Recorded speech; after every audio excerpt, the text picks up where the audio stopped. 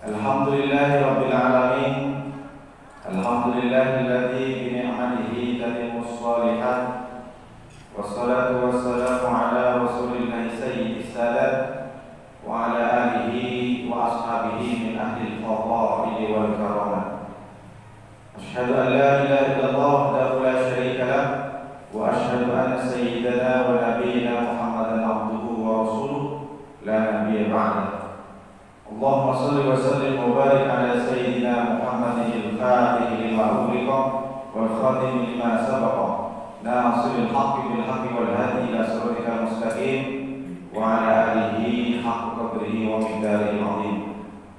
Subhanaka la ilma lana illa ma 'allamtana innaka antal 'alimul hakim. Allahumma rabbana adkhilna mudkhala sidqin wa akhrijna mukhraja sidqin waj'alna min ladunka sultanan nasira. Bapak-bapak, ibu-ibu, jamaah subuh Masjid Al-Mulisin yang saya tak bisa sebut satu persatu namanya karena kita sudah kenal, kita sudah menjadi sahabat, kita sudah menjadi saudara. Mudah-mudahan semua yang hadir di Masjid Al-Mulisin hari ini menjadi hamba-hamba Allah yang selalu dimuliakan oleh Allah Subhanahu wa taala. Amin ya rabbal alamin. Bersyukur kita kepada Allah dengan mengucapkan alhamdulillahirabbil alamin.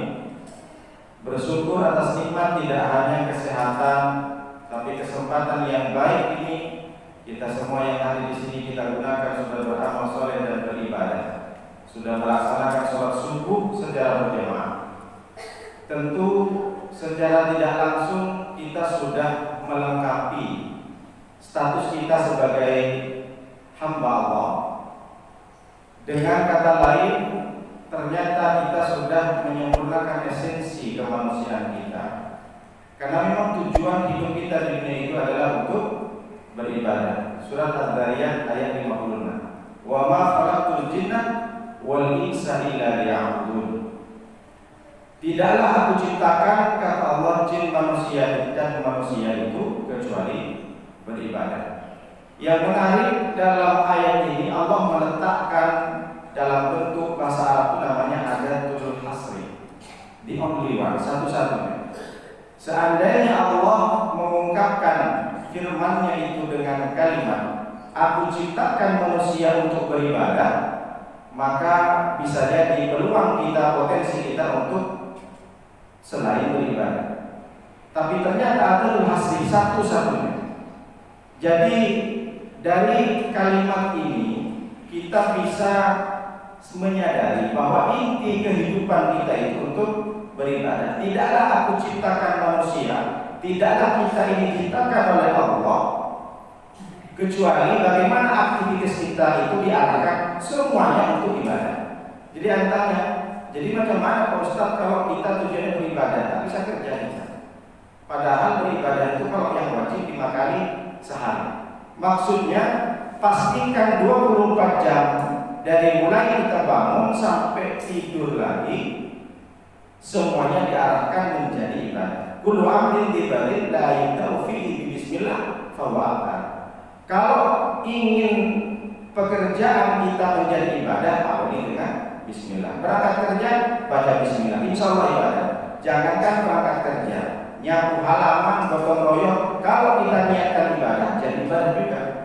Jadi ada sesuatu pekerjaan yang ditolak oleh Allah tidak dicatat sebagai ibadah karena kita tidak mengawalinya dengan bismillah.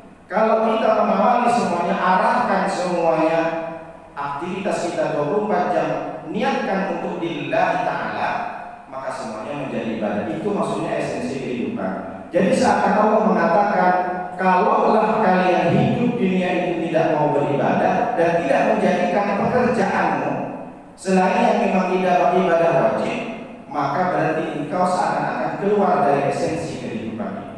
Karena memang satu-satunya. Nah ini hebatnya ayat surat Ad-Dariyat ayat 56. Berselawat kita kepada Rasulullah SAW dengan mengucapkan Allahumma sholli ala Sayyidina Muhammad wa ala ali Sayyidina Muhammad. Kemarin saya balik kampung bertemu dengan paman-paman saya, kakek-kakek saya yang sudah punya pesantren.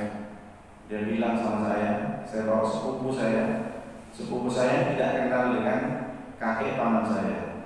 Kalaulah aku sudah sehat, Nur, saya panggil Nur, saya panggil Nur. Saya pergi juga ke Batam berdakwah. Santrinya banyak, jadi setiap hari hanya berdakwah di santrinya saja, tapi tidak pernah keluar. Kamu ini sekarang pergi bertemu dengan saya bersama sepupumu.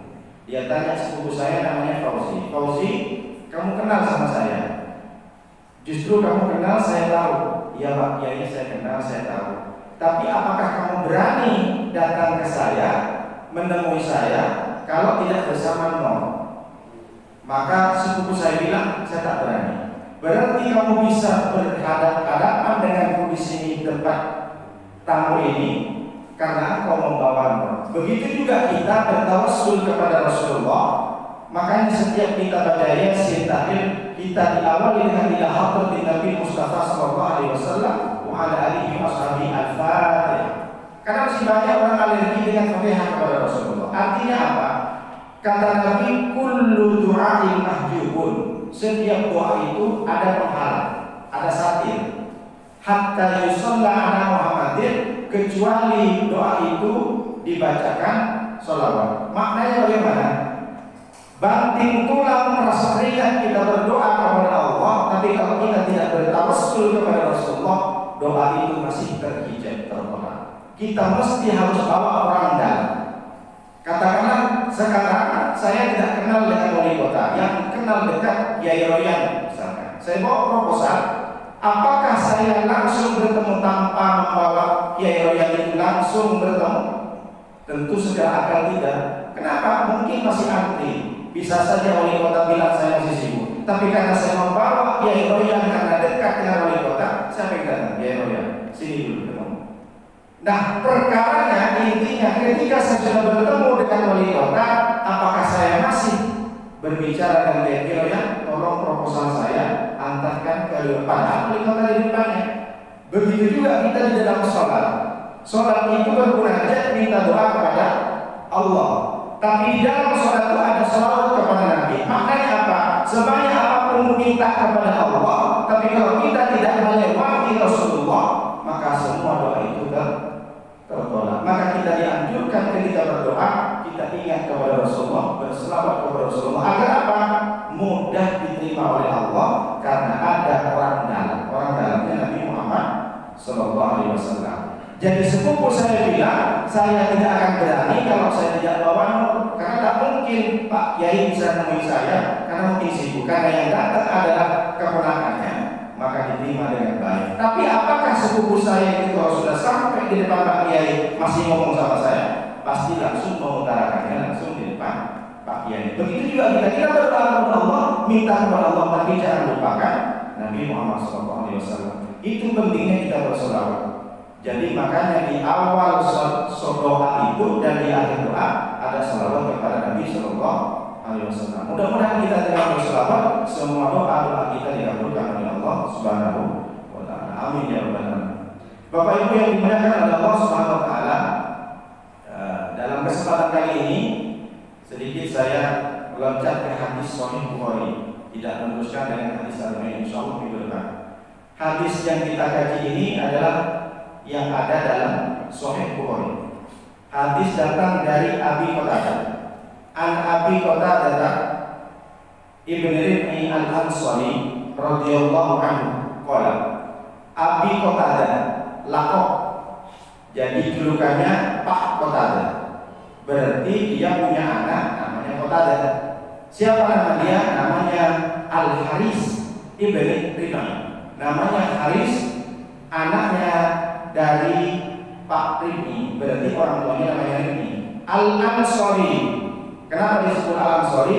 Karena Abi Qatadah ini asli orang Madinah, sahabat Ansor, bukan sahabat Muhajirin, bukan dari Mekah. Al-Badri julukannya. Kenapa dijuluki Al-Badri? Karena perang yang paling dahsyat yang dihadapi oleh Abi Qatadah ketika perang Badar. Abi Qatadah terkenal dengan sahabat yang selalu ikut perang Uhud, perang Hudaybah, semuanya perang, termasuk di perang Badar. Begitu banyak korban musuh yang jatuh di tangan Abi Qatadah. Dan Abi Qatadah ini dikenal dengan penunggang kuda yang paling hebat. Suatu ketika berjalan dengan pasukan Nabi datang dari perang. Jadi tiba-tiba di barisan belakang terdengar ada rampok. Jadi barisan belakang prajurit ada orang yang malak, orang yang menjamret istilahnya, ada perampok. Lalu Qatadah yang di depan bersama Nabi mundur ke belakang, kencang dengan kudanya, lalu memerangi perampok yang di belakang, mati semuanya. Karena berperang itu cukup lama, cukup pelik. Akhirnya berapa jam kemudian sudah tertinggal jauh Abu Qatadah dari rombongan yang dengan Nabi di depan. Tapi Abu Qatadah dengan sigap pergi lagi ke depan menyusul Nabi. Maka Nabi mengatakan, saat ini penunggang kuda yang paling hebat adalah Abu Qatadah. Nah, ini biar kita tahu. Mudah-mudahan kita mengkaji hadis malam ini, subuh ini, kita bisa bertemu dengan sahabat Rasulullah namanya Abi Qatadah atau Abu Qatadah. Hadis ini bercerita menjelaskan tentang tema kematian, tapi dengan perspektif yang berbeda. Jadi bukan bagaimana sakratul maut, bagaimana kita menghadapi maut dengan baik, tidak. Tapi hadis ini bercerita temanya yaitu adalah dua jenis, dua model, dua kategori orang meninggal dunia. Maknanya bagaimana? Kita meninggal dunia itu ada dua tipe. Apakah kita masuk ke tipe yang pertama atau yang kedua? Saya bacakan hadisnya. Anna Rasulullah sallallahu alaihi wasallam murra alaihi bi janazati. Sesungguhnya kata Abi Qatadah, Rasulullah itu suatu ketika murra alaihi bi janazati, dilewati iring-iringan jenazah. Ada keranda lewat di depan Rasulullah. Maka Rasulullah menjawab, faqala mustarihun wa mustarahun minhu. Orang yang istirahat dan orang yang diistirahatkan karena dia. Sahabat bertanya, faqalu, jamak, berarti banyak sahabat satu waktu itu. Nanya ke Rasulullah, ya Rasulullah, mal mustarihun, siapa yang kau maksud orang yang istirahat? Wa mal mustarahun minhu, dan siapa yang dimaksudkan engkau itu yang diistirahatkan dari orang yang meninggal. Maka Nabi menjawab, qala Nabi sallallahu alaihi wasallam, al-abdul mu'minu yastarihu min nasabid dunya wa adha. Yang pertama yang disebut dengan mustarih, orang yang istirahat, adalah orang yang beristirahat dari dia. Orang istirahat itu adalah orang yang istirahat dari nasabid dunya, kepayahan dunia, kesulitan dunia, keletihan dunia, kecapean dunia, wa'adha, dan segala macam bentuk masalah-masalah dunia. Jadi ada yang pertama, itu kata Nabi, orang meninggal itu dia statusnya istirahat. Istirahat dari apa? Istirahat dari kepayahan, keletihan, dan kesulitan-kesulitan dunia.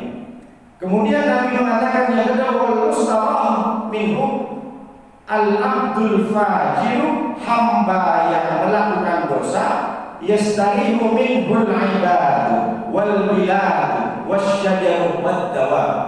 Orang yang istirahat yang kedua ini adalah orang lain yang istirahat karena kepergian dia. Siapa yang istirahat karena kepergian dia? Yang pertama, al-ibad, orang-orang merasakan tenang, merasakan istirahat karena si fulan sudah meninggal. Kemudian yang kedua, wal bilad, negeri-negeri pun ikut bahagia, negeri-negeri istirahat karena kematiannya. Dan yang ketiga, wasyajar, pokok-pokok kayu, tanaman-tanaman merasa bangga, merasa gembira karena si fulan sudah meninggal. Dan yang keempat, wadawa, hewan-hewan pun ikut gembira karena kepergian dia. Alhamdulillah, dari mudah-mudahan kita tidak termasuk tipe yang kedua. Apa makna mustarihun? Mustarihun isim fa'il, subjek, diambil dari kata istirahat. Yastarihu, istirahatan. Sudah menjadi bahasa sehari-hari kita, istirahat. Apa istirahat? Kita merasakan tenang. Kalau kita seharian capek bekerja, kemudian kita pulang ke rumah, tidur di rumah, tidur di kamar, tenang, istirahat. Itu artinya istirahat. Selesai dari semua masalah, punya kasus di pengadilan, selesai perkara itu, kita istirahat di rumah tenang. Jadi makna istirahat itu adalah kita merasakan nyaman, tentram, tenang. Karena kenapa? Selesai mengerjakan dari segala kesibukan yang melelahkan. Makanya istirahat itu juga orang Malaysia bilang rehat. Nabi suatu ketika Nabi Muhammad SAW itu merasakan sudah capek letih masuk ke masjid, maka selalu memanggil Bilal, ya Bilal, aqimis sholata, arihna Bilal. Bilal, cepat iqamat, arihna biha. Istirahatkan kami semua di sini dengan melaksanakan sholat. Biar tidak terlalu panjang sedihku dan sedihnya sahabat yang lain ini, cepat sekali iqamat. Saya ingin sholat, karena dengan sholat kita merasakan tenang. Itu makna istirahat. Yang kedua, mustahab minhu, orang meninggal ternyata orang lain yang istirahat. Nah ini mudah-mudahan kita termasuk yang kedua ini. Jadi dia meninggal ternyata orang lain yang merasa tenang dengan kepergian dia. Kenapa? Boleh jadi ketika dia hidup dia kerjanya cuma mengganggu orang, tapi ketika dia sudah meninggal orang lain merasa tenang. Yang pertama, kita sendiri yang ditenangkan oleh Allah, dan yang kedua, orang-orang, pokok-pokok kayu, hewan-hewan merasa tenang dengan kepergian dia. Nah, apa maknanya istilah yang pertama, mustarihun, yaitu yastarihu min nasabid dunia, dari kepayahan dunia. Nasab itu bahasa Arab artinya ada dua, ada ta'ab, ada musyaqqah. Nasab artinya itu adalah ta'ab, lelah, capek. Kemudian musyaqqah, jelibet, ribet, banyak masalah, bertubi-tubi. Mulai dia dilahirkan sampai punya cucu tak selesai-selesai masalahnya. Maka ketika dia sudah meninggal, dia sudah diistirahatkan oleh Allah. Kenapa? Karena dia sudah ditenangkan dari berbagai macam cobaan ujian yang selama masa hidupnya. Kemudian apa salah satunya? Coba saya kasih contoh.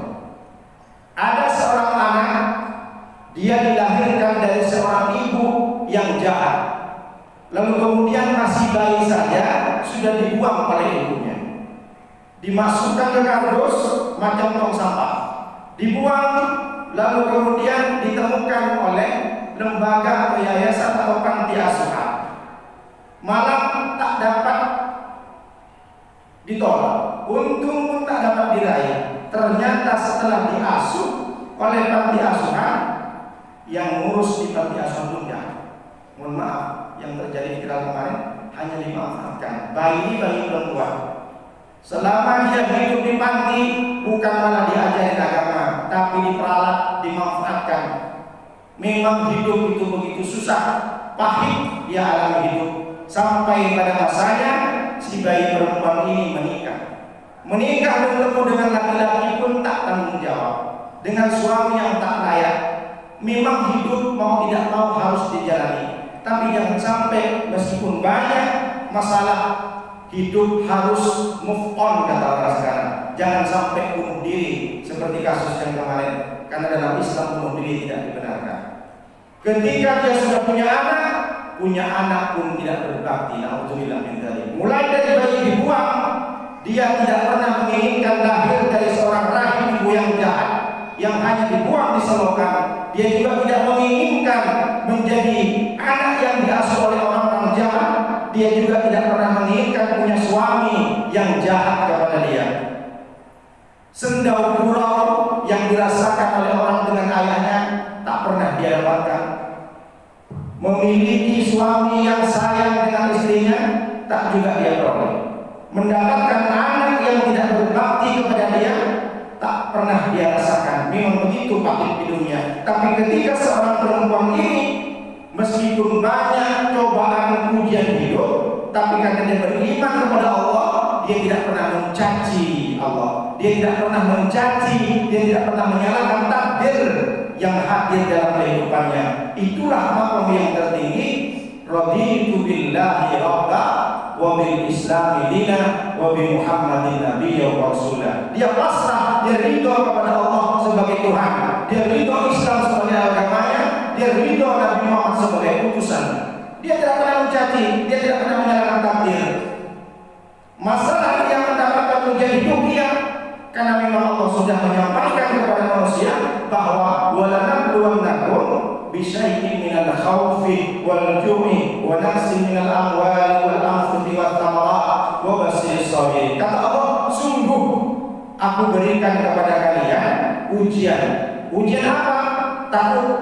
Siapa yang tak takut di sini? Semua orang takut, khawatir, cemas, takut nanti pensiun aku mau makan apa, takut nanti kalau anak sudah besar bisa punya pekerjaan nggak? Ya cemas.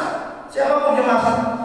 Orang manusia kalau masih ada cemas berarti jelas itu manusia. Kalau ada di antara kita tidak ada kekhawatiran, berarti dia bukan tercipta dari manusia yang punya darah. Boleh jadi dia robot. Karena kalau kita merasa cemas, berarti itu adalah fitrah manusia. Karena memang ujian dari Allah. Cemas nanti, mohon maaf, ibu-ibu takut suami nanti diambil pelakor dan sebagainya. Karena suaminya bekerja di marketing. Begitu juga ibu-ibu khawatir nanti anak tidak menjadi sarjana, tidak hafal Quran, biasa itu. Wal ju'i dan kelaparan, wa naqsin minal amwal, kemiskinan seperti terjadi dalam masa-masa Covid-19. Wathamarat, punya bisnis ditikung oleh orang. Tapi bagi orang yang sabar, Allah menyampaikan wa basyiris sabirin, dan berikanlah kabar gembira kepada orang-orang yang sabar. Siapa orang yang sabar? Alladzina idza asabatuhum musibatun qalu inna lillahi wa inna ilaihi raji'un. Jangankan kesedihan, kematian, jangankan paceklik, jangankan di PHK, jangankan rasa takut, semua masalah bertubi-tubi datang. Itu semua, jangankan semua masalah kita sendiri adalah milik Allah dan kembali kepada Allah Subhanahu wa taala. Jadi orang perempuan bayi mulai dari kecil karena dia sudah bertubi-tubi masalah, tapi karena dia berpegang teguh kepada Allah dan Rasulullah, sehingga akhir pada masanya dia sudah meninggal dalam keadaan iman dan Islam, itulah dia posisinya diistirahatkan oleh Allah. Dia sudah tenang. Dia sudah tidak merasakan cobaan yang pernah dibuang oleh ibunya. Dia sudah terlepas lagi dari suami yang jahat. Kenapa? Karena dia sudah mustaqil, diistirahatkan. Dia sudah tenang. Makanya kita Bapak Ibu sering mengatakan, mari kita antar almarhum ini ke tempat peristirahatan yang terakhir. Pernah dengar? Biasanya di sinetron industrial kan. Nah, belum lagi ada ajan-ajannya. Kemudian yang kedua, dari dia berbeda suku, berbeda pakaian, berbeda kulit, bertemu dengan seorang suami, dia berharap ketika dia sudah menikah, dia bisa memperbaiki kehidupannya. Sebelumnya dia enak sekolah, kuliah, bertemu dengan calon suami, pertama melihat dianggap baik, tapi ternyata setelah menikah masalah pun datang. Suami ternyata selingkuh. Punya anak pun anak masalah, pergi ke tempat kerja pun masalah, kacau kalau kehidupannya, sampai curhat dia sama temannya, si istri ini. Aku sudah capek betul, banyak masalah. Dulu aku menikah sama suami ini, saya kira aku bahagia karena dia sudah punya jabatan, dia orangnya cerdas, dia selalu menjadi motivator di mana. Ternyata kebahagiaan itu aku tak dapat, capek betul, aku pengen mati saja. Bilang sama temannya. Akhirnya ketika dia sudah tenang, kata temannya sabar. Kalau engkau nggak sabar, kau istirahat saja. Bertemu dengan Allah. Apa maknanya?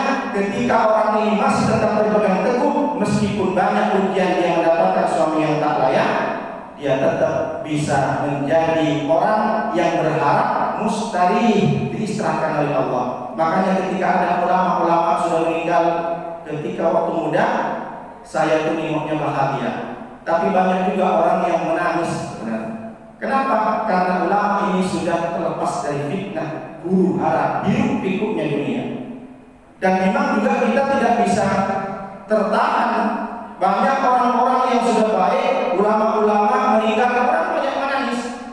Pertanyaannya, boleh nggak menangis kita ada orang meninggal? Boleh. Rasulullah saja sudah menangis ketika sahabat namanya Utsman bin Maz'un, bukan Utsman bin Affan, meninggal. Rasulullah itu sampai menetes air mata dari pipi sampai ke jenggot, dari jenggot Nabi jatuh ke pipi Utsman bin Maz'un. Kemudian Nabi juga pernah menangis ketika anaknya Ibrahim meninggal umur 18 bulan, anak dari Maryam Al-Qibtiyah. Lalu sahabat bertanya, "Amma radita ya Rasulullah?" Berarti Rasulullah menangis tak ridho. Ibrahim kembali kepada Allah, bukan tak ridho, tapi aku nangis ini adalah bentuk kasih sayangku kepada anakku. Makanya ketika Sayyidina Umar dia marah-marah kepada istri-istri yang suaminya meninggal, perempuan jangan menangis, tak boleh. Maka ditegur oleh Nabi, Umar jangan kau tegur, da'uhunna fa inna nafsa masabatun wal 'aina da'ibatun, kata Rasulullah. Sesungguhnya jiwa-jiwa kaum istri-istri itu dalam keadaan berkabung, dalam keadaan berduka. Wal 'aina da'ibatun, sementara air mata yang jatuh dari istri itu bukan karena dia meratapi, tapi karena bentuk kasih sayang. Yang tak boleh itu kata Nabi, laisa minna man laqamal hudud wa syaqqal juyub wa da'wa bid'ah jahiliyah. Yang tak boleh ketika saudara kita meninggal, siapapun yang meninggal kita menangis, meratapi sampai memukul laqamal hudud, memukul pipi, dipukul pipinya, dipukul badannya, itu yang tak boleh. Wa syaqqal juyub, sampai robek-robek pakaiannya, cambuk sampai robek-robek pakaiannya, itu yang tak boleh. Wa da'wa bid'ah jahiliyah, atau berteriak sebagaimana teriakan orang jahiliyah. Allah, kemarin dia bersamaku, baru muncul anisan, kemarin sudah meninggal. Di mana kau ya Allah? Kenapa begitu cepat kau ambil anakku ya Allah? Kemarin baru main HP di depan saya, kemarin dia baru kondangan dengan saya, kau sudah ambil ya Allah? Kau tega betul ya Allah? Ini tak boleh meratapi. Kalau hanya sekedar nangis tidak masalah. Tapi yang menjadi masalah itu sebenarnya orang menangis itu jangan hanya menangisi yang sudah meninggal. Kenapa? Kalau kebetulan orang yang meninggal itu betul-betul orang yang soleh, yang banyak amal kebaikannya, kita menangis, jangan hanya menangis. Kenapa? Mereka ini sudah tersenyum, sudah bahagia. Makanya kita banyak menemukan ulama-ulama ketika meninggal senyum. Kenapa? Karena senang dia. Dia sudah terlepas dari fitnah, dia senang bertemu dengan Allah, dia senang bertemu dengan Nabi. Yang menangis sebenarnya yang harus ditangisi itu kita. Kenapa? Karena kita masih berpotensi, berpeluang untuk melakukan dosa. Masalah-masalah sepele dalam kehidupan kita jarang, sering kita lakukan. Sebelum berangkat kerja orang masih banyak mempermasalahkan, sebelum berangkat kerja nggak cepat-cepat kerja karena ribut masalah parkir di depan rumah. Nengok mobil orang sudah parkir, wah bergejolak emosi, tak jadi berangkat kerja. Kadang masalah-masalah kecil bertetangga, hanya air talang dari dapur lewat masuk bocor ke dapur kita, ribut kita. Ketika dia sudah memikirkan masalah parkir, tak memikirkan masalah karena pohon yang sudah merambat ke tempat kita, banyak sampah, ribut kita. Masalah-masalah kecil kadang ketika kita sudah istirahat, kita sudah terlepas darinya. Jadi yang mesti kita tangisin adalah kita yang masih hidup, apa? Berpeluang, berkesempatan melakukan dosa kepada Allah. Sementara yang sudah meninggal sudah terlepas, dia sudah bertemu dengan Allah Subhanahu wa taala. Makanya Nabi mengatakan hadis dari Abu Hurairah, apa kata Nabi? Ad-dunya sijnul mu'min wa jannatul kafir. Dunia itu adalah penjaranya orang-orang beriman. Wa jannatul kafir, dan surganya orang kafir. Apa maknanya? Kok bisa begitu? Maksudnya begini, Bapak Ibu, kita ini kalau seandainya di dalam penjara, lalu kemudian di antara kita ada yang dipanggil kepala sipil, namanya bulan-bulan sini dipanggil. Orang semua yang tak dipanggil kaget, ada apa? Tapi ternyata orang yang dipanggil kepala sipil tersenyum dia dari keluar kantornya. Kenapa? Alhamdulillah saya dapat remisi, besok saya bebas. Maka orang-orang yang mendengar itu yang tak mendapatkan remisi bebas nangis semuanya. Nangis kenapa? Satu, karena sudah tidak bersama dengan dia, tidak makan bareng, tidak nongkrong bareng, tidak ngobrol bareng. Kita sudah ditinggalkan. Tapi ada nangis yang kedua, orang yang ditinggalkan temannya karena bebas. Kenapa? Karena dia masih menjalani hukuman yang belum tentu kapan bebasnya. Itu maknanya yang dimaksud dunia sijnul mu'min, penjaranya orang mukmin. Makanya Imam Nawawi dalam kitabnya Syarah Sahih Bukhari, nama kitabnya Al-Minhaj, mengatakan yang dimaksud orang beriman adalah berada di dunia itu penjara, dia tertahan. Apa makna tertahan? Apa-apa melakukan sesuatu itu nafsunya, tidak seenaknya kita lakukan sesuai nafsu kita. Kita melakukan perbuatan di dunia ini sesuai dengan selera Allah, sesuai dengan selera Nabi Muhammad, bukan asal kita berbuat. Itu maknanya orang beriman tertahan. Tertahan semuanya, makan tak boleh, minum tak boleh, menggunakan ini tak boleh. Kenapa? Karena dilarang oleh Allah. Itu makna kita tertahan di dunia bagi orang beriman. Oleh karena itu, ketika kita sudah berangkat menuju ke surga, bertemu dengan Allah, barulah kita tidak tertahan. Surat Al-Qiyamah 31 dan 3, apa kata Allah? Wa ma'in maskubil wa fakihatin kasiratin la maqtu'atin wa la mamnu'ah. Di surga itu semuanya sudah tidak tertahan. Wa ma'in maskubil, air yang tercurah, ada kolam susu yang melimpah ruah. Wa fakihatin katsira, buah-buahan tak pernah putus, terus berbuah. La maqtu'atin wa la mamnu'ah. Tidak pernah putus air itu, tidak pernah putus buah itu, wala mamnu'ah, dan kita tidak pernah tercegah untuk menikmatinya. Lakum fiha ma tashtahī anfusakum wa lakum fiha ma tad'un. Silakan kata Allah, kau sepuas-puasnya nikmati nikmat yang ada di surga. Itu kalau kita masuk surga. Tapi di dunia ini kita tertahan. Meskipun sekaya-kayanya orang, tak boleh orang itu melakukan, menggunakan sesuatu yang dilarang oleh agama. Contoh, meskipun dia kaya tapi dia beriman, tidak mau pakai emas. Kenapa? Laki-laki tak boleh pakai emas karena haram. Imam Syafi'i ditanya, kenapa orang itu haram laki-laki memakai emas? Maka Imam Syafi'i mengatakan, langsung mengilustrasikan, ada seorang miskin, makan dia dari bejana sederhana, lalu kemudian datanglah seorang beriman, makan dari piring emas. Maka ketika orang miskin melihat orang mukmin yang makan dari piring emas, sobeklah hatinya. Itulah kenapa kita tak boleh bersikap berbuat meskipun kita kaya, jangan melampaui batas. Kalau kita kaya tapi kita orang yang beriman, maka kita harus menjalani, tidak boleh melanggar dengan batasan-batasan agama yang sudah ditetapkan. Kenapa? Lebih kepada etika dan adab. Jadi laki-laki tak boleh pakai emas meskipun dia berlimpah hartanya, karena takut menyakiti perasaan orang lain. Kenapa? Karena kita semuanya sama-sama keturunan Nabi Adam. Kullukum min Adam wa Adam min turab. Seluruh dari kalian, kata Nabi, adalah keturunan Adam, sementara Adam dari Abu.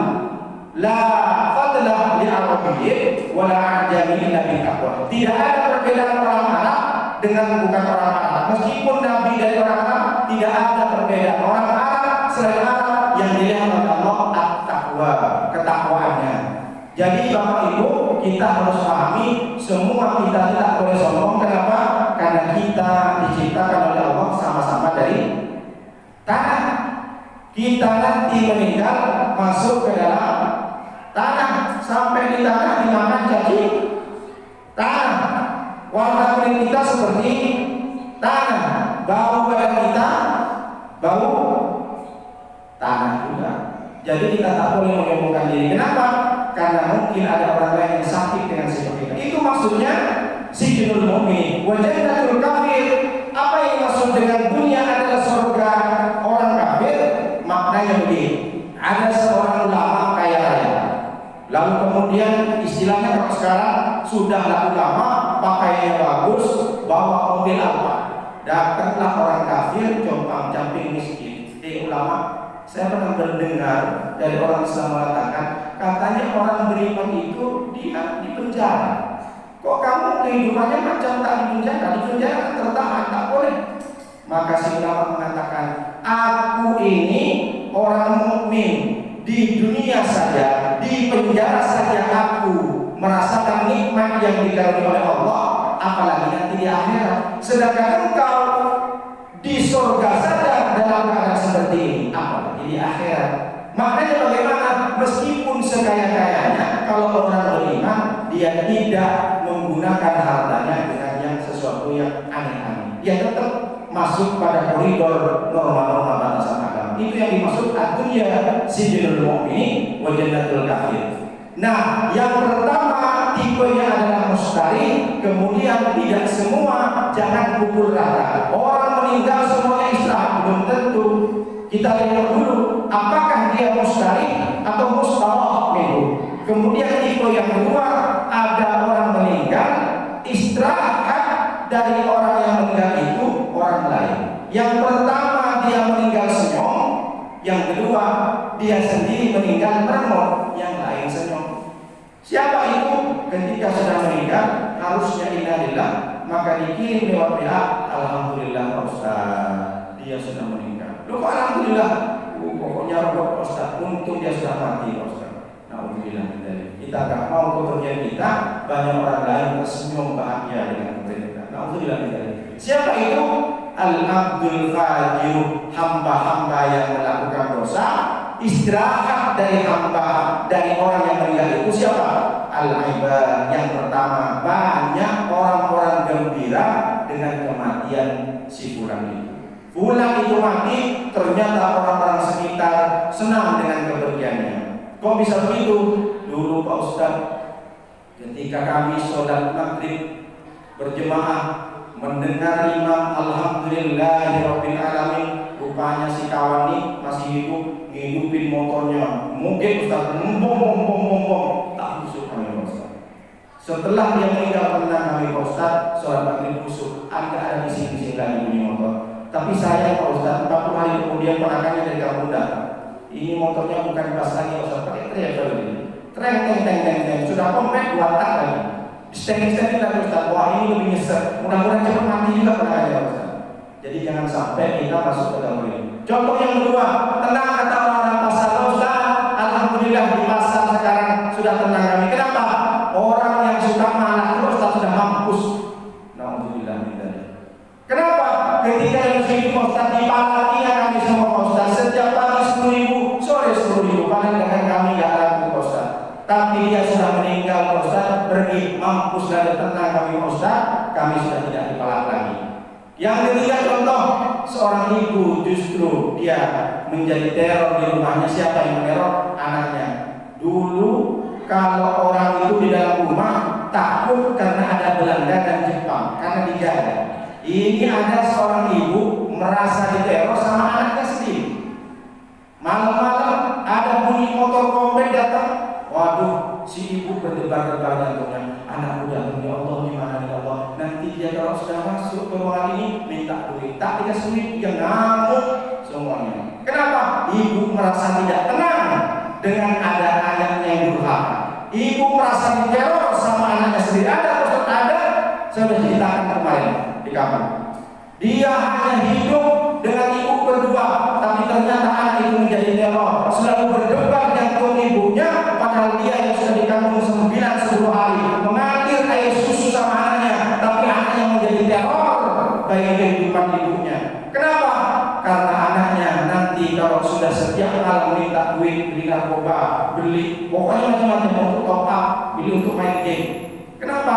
Akhirnya ketika anaknya sudah tidak ada di rumahnya, si ibu apa yang dilakukan? Berdoa, ya Allah, kalaulah memang anak ini tidak bisa sembuh, matikan saja ya Allah. Bayangkan, seorang ibu kandungnya sendiri mendoakan anaknya cepat mati. Kenapa? Ketika anaknya mati, justru ibu bukan sedih, tapi senang, gembira. Alhamdulillah ya Allah, sudah selesai saya dari kesulitan dari anak saya. Ada juga seorang istri yang merasakan nyesek hidupnya karena suami setiap malam datang bau mulutnya bau tong sampah. Kalau jemaah polisi, bapak-bapaknya datang ke rumah, assalamualaikum bunda, assalamualaikum mama, sudah sarapan belum, sudah sholat duha belum, datang dengan suku enak. Inilah lagi datang ke rumah sudah mulut bau alkohol, digedor pintunya, buka malam-malam dia mabuk. Apa kata istrinya? Ya Allah, ketika dia sudah tidur, kalaulah suami saya ini jodoh saya, maka berikan umur yang panjang sehingga dia bertobat kepada Allah. Tapi kalau dia tidak pernah tobat, tak dapat hidayah dari Allah, matikan hatinya. Seorang istri pengen mati cepat suaminya. Alhamdulillah, min dzalik. Ketika suami sudah meninggal, bahagia istrinya. Alhamdulillah, Pak Ustaz, saya sudah senang. Tak apa saya meskipun jadi janda selama Ustaz daripada saya punya suami yang seperti itu. Dia ajak sholat kayaknya sungguh susah Pak Ustaz. Hanya ngabisin duit saya kerja bagi tulang Pak Ustaz, nyetrika ke rumah. Ini malah suami yang ngabisin. Alhamdulillah min. Yang pertama al-ibad. Kemudian yang kedua, gembira dengan kepergian dia apa? Al-bilad. Jamak dari al-balad. Negeri-negeri pun senang. Negeri-negeri pun sudah tidak dilanda musibah. Kenapa? Karena dia sudah meninggal. Kata Imam Nawawi, apa yang dimaksud dengan al-bilad? Negeri saja bahagia, negeri saja sudah bangga dengan kepergian dia, karena ketika dia memimpin, bencana, susah, melaratan, kepayahan sering terjadi dalam daerah situ. Dia memimpin di kecamatan itu tidak pernah mendapatkan juara, malah justru banyak kriminal, tindak kriminal, tindak pidana merajalela. Tapi ketika dia sudah meninggal, semua menjadi makmur, hujan pun turun, keberkahan turun. Kenapa? Karena sudah tidak ada orang-orang, tidak ada pemimpin-pemimpin zalim, tidak ada pemimpin-pemimpin yang keji kepada rakyatnya, sehingga negeri-negeri pun sudah makmur. Walau anna ahlal qura amanu wattaqau la fatahna 'alaihim barakatin minas sama' walakin kadzabu fa akhadnahum bima kanu yaksibun. Al-A'raf ayat 96. Apa kata Allah? Seandainya di daerah pemukiman itu, di komplek itu semuanya amanu, beriman kepada Allah dan bertakwa kepada Allah, la fatahna 'alaihim barakatin minas sama'i wal ardh. Allah akan curahkan keberkahan dari langit dan munculkan dari bumi keberkahan. Tapi ternyata walakin kadzabu, mereka melakukan dosa, mereka berdusta dengan ayat Allah. Fa akhadnahum, maka Allah cabut. Kata Allah, aku cabut keberkahan itu. Kenapa? Disebabkan apa? Bima kanu yaksibun, karena pekerjaan kalian. Jadi karena seseorang itu sudah tidak ada, negeri pun ikut senang. Akhirnya tumbuh subur pohon-pohon tanaman karena hujan turun dari langit, Allah berikan keberkahan. Yang kedua, berarti orang istirahat. Yang istirahat dengan orang yang meninggal itu ada di negeri. Dan yang ketiga, wasyajar. Orang meninggal tidak hanya orang yang gembira dengan kepergian dia, tidak hanya negeri-negeri, daerah-daerah yang senang dengan kepergian dia. Dan yang ketiga, wasyajar, pokok-pokok kayu ini senang dengan kepergian dia. Tanaman-tanaman senang, bahagia. Emang kalau pokok kayu bisa ngomong? Ustaz, bisa. Yusabbihulillahi ma fis samawati wal ardh. Setiap dan seluruh apa yang ada di bumi ini bertasbih kepada Allah. Allah SWT. Dan itu umum, Ustaz. Ada yang khusus. Makanya Nabi mengatakan, mangkor asidratan sallallahu alaihi wasallam. Barang siapa yang memotong pohon bidara, Allah sungguhkan kepalanya di neraka. Apa maknanya? Dia potong pohon bidara, padahal pohon bidara itu ada di jalan untuk naon. Tiba-tiba entah apa ada diisi kotaknya ini. Setiap ada pohon ditebang, semua ditebang, panas semuanya. Di jalan tempat orang rindang, entah apa yang dirasuki setan dari mana, ditebang saja pohon. Padahal pohon itu bermanfaat bagi orang yang tertentu. Apa maknanya? Ketika dia sudah meninggal, pokok kayu kena, alhamdulillah kata pokok kayu. Sekarang saya sudah tidak bertasbih kepada Allah karena sudah tidak dipotong sama si kawan. Untung dia sudah meninggal, mampus dia kata. Emang bisa tidak? Bisa. Makanya dalam hadis Sahih Muslim, Sahih nomor 2392, Nabi suatu ketika dia berjalan di kebun, bihatin min hatin Madinah, di kebun itu ada pemakaman. Nabi langsung bilang kepada sahabat, sami as-sauta min insain yu'addalan. Saya mendengar suara dari kubur dua ini dan ternyata mereka berteriak, disiksa di dalam. Kata Nabi SAW, yu'adalani, disiksa ya Rasulullah. Kata sahabat, iya, wa ma yu'adalani kami, tapi dia disiksa di kubur bukan karena dosa yang besar. Wa ma yu'adalani kami, betul tak ya Rasulullah? Kenapa? Dosa apa dia? Kok bisa sampai disiksa, sampai teriak-teriak, teriakannya sampai terdengar oleh Rasulullah? Jadi sahabat penasaran, dosa apa yang dilakukan? Maka Nabi mengatakan, kana ahaduhuma la yastabri'u min baulihi wa kana al-akharu yamshi bin namimah. Perhatikan. Pertama, kubur yang satu dia disiksa di kuburnya karena dosanya la yastabri'u min baulihi, tak membersihkan kencingnya. Mohon maaf, kencing tak cebok. Banyak kita temukan di mall-mall. Kenapa maksudnya? Kenapa sampai dianggap dosa dan disiksa di kubur orang yang kencing tak cebok? Boleh jadi orang dia tak cebok, tiba-tiba dia sholat, gak ada gunanya sholat. Makanya sebelum sholat sempurnakan syarat-syaratnya. Seperti wudhu contohnya, kita berwudhu kadang tidak lengkap, tidak sempurna wudhu, main sholat saja. Jadi sholat tak diterima oleh Allah bukan karena tak khusyuk, bukan karena tidak menghadap kiblat, tapi syarat-syaratnya sholat tidak sempurna. Seperti contoh, kebanyakan orang tak jebok langsung main sholat, mana bisa diterima sholat? Tak sah itu, secara begini. Jadi yang pertama disiksa ini kata Rasulullah sampai berteriak keluar dia karena sering di dunia tak kencing tak jebok. Yang kedua, wayamsi bin namimah. Kumpul yang kedua disiksa kata Rasulullah yang si bin namimah. Setiap hari dia berjalan dari Blok A, Blok B sampai ke Blok Z hanya mengadu domba. Orang kelahi kata menurut dia. Perkataan dari Blok A dibawa ke Blok B, di Blok B dibawa ke Blok Z, akhirnya berantem satu komplek. Gara-gara dia tak ngomong yang si bin namimah. Jadi dua orang ini bukan dosanya durhaka orang tua, bukan berzina, bukan membunuh, tapi hanya dosa sepele tapi disiksa sampai teriak-teriak. Maka Rasulullah menyuruh sahabat sumbada'a bijaridatin, ambil satu pelepah kurma. Wakasa habis ini kemudian pelepah kurma itu dibelah menjadi dua oleh Rasulullah. Fawada'ana qabri minhuma, Rasulullah mengambil pelepah kurma yang dibelah, satu ditancapkan ke kubur yang pertama dan sebelahnya juga ditancapkan pelepah kurma yang sudah dibelah. Maka si sahabat bertanya, lima fa'anta ya hada ya Rasulullah, buat apa Rasulullah melakukan ini?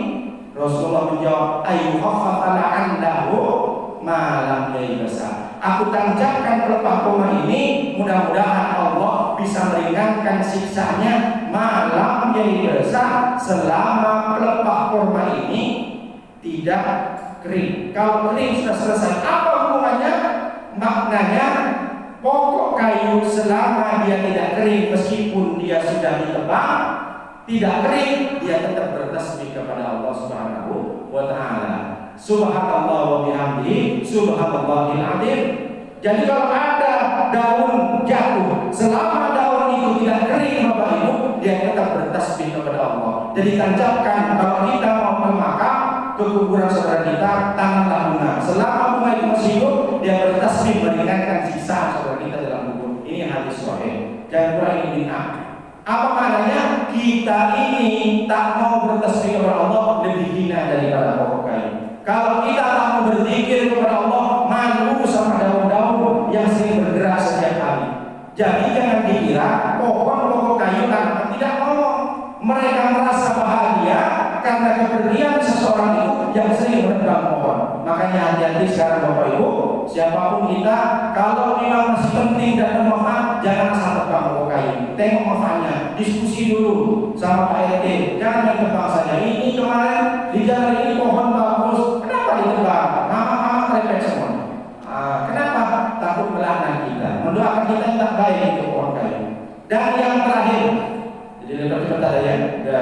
Yang terakhir, orang meninggal itu yang senang dengan kepergian itu adalah adalah hewan-hewan. Hewan semuanya senang. Kenapa? Karena semasa hidupnya asal dia masuk ke hutan, nemu sarang semut, dibakar obor, dibakar semuanya. Entah apa yang ada di dalam pikirannya. Setiap nemu sarang semut, sarang obor, dibakar habis juga.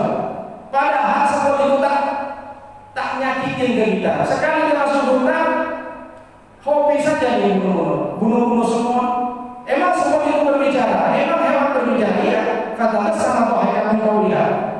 Nabi Sulaiman tersenyum dengan perkataan semut. Hatta tidak tahu wajib Nabi. Qala namlatu ya ayuhan namluh udkhulu masakinakum la yahtimanakum Sulaiman wa junuduhu. Kata semut, ada Sulaiman jarak 500 meter, mereka sudah mendengar deru dari kudanya.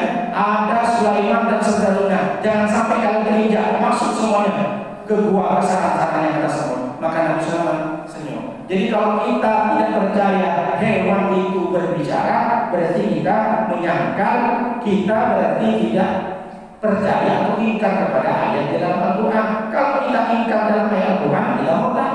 Kenapa buktinya Nabi Sulaiman bisa berbicara dengan hewan? Jadi orang ini meninggal, hewan imannya itu senang. Ketika bapak itu sudah meninggal, ambil kunci istrinya, dibuka kandang burung beo yang selalu dilombakan di Libar Center. Dibuka, bapak kau sudah meninggal sekarang. Kau terbang bebas lah. Senang dia burung beo. Terbang ke sana ke sini dia sudah bebas karena bapaknya sudah meninggal. Rupanya terbang sampai sehari tak ada yang deketin dia. Dia termasuk burung beo laki-laki. Ternyata setelah dia sadar, oh iya saya sudah tua, berarti saya sudah lakukan. Gak ada burung-burung betina ambil dia. Tapi dia mikir, tapi tak apalah, meskipun tak ada yang deketin, minimal bisa mau garis-garis kata burung beo. Padahal setiap pagi dia berteriak, "Awin!" kata burung beo-nya. Cuma yang punya burung itu gak ngerti. Nah, itu Ustaz, wah bagus sambil bertani. Burung beo saya Ustaz, inilah yang menjadikan saya juara sekecamatan Subang Ustaz. Padahal burungnya berteriak "Awin!" Ketika bapaknya sudah meninggal, burung beo itu sudah bebas, senang dia, alhamdulillah. Sudah tidak dijamuin telur lagi aku kan harusnya makan yang di rumput-rumput itu. Ini tiap hari dikasih obat macam-macam, dikasih amoxicillin, dikasih anti nyeri segala macam agar burungnya dia pada teriakannya kita bukan teriakan kita, cuma kita dengarnya bagus ini barang. Jadi yang terakhir ini dia merasa gembira hewan-hewan. Oleh karena itu dari hadis ini kita sudah bisa memilah. Kita bisa memilih kita ini nanti di akhir hayatnya pengen jadi mustarik atau mustawafil, pengen Allah istirahatkan atau kita menjadi orang lain yang istirahat dengan bergantian. Mudah-mudahan kita semuanya menjadi orang-orang yang mustarik, orang-orang yang diistirahatkan oleh Allah. Semua kita bisa setting dengan kita sendiri, berbuat dan beramal kita di dunia ini ingin menjadi orang yang dari yang istirahat, bukan orang lain yang istirahat dengan keberanian kita. Mudah-mudahan dengan hadis ini kita bisa mengamalkan dan bisa memperbaiki amal kita, memperbaiki ibadah kita, karena itu adalah tujuan hidup kita. Demikian yang bisa sampaikan. Mohon maaf atas segala kekurangan. Kalau ada sesuatu yang menyinggung Bapak Ibu, itu bukan karena niat sengaja untuk menyinggung, tapi karena kebetulan saja. Mohon maaf atas segala kekurangan. Terima kasih atas perhatian. Wassalamualaikum warahmatullahi wabarakatuh.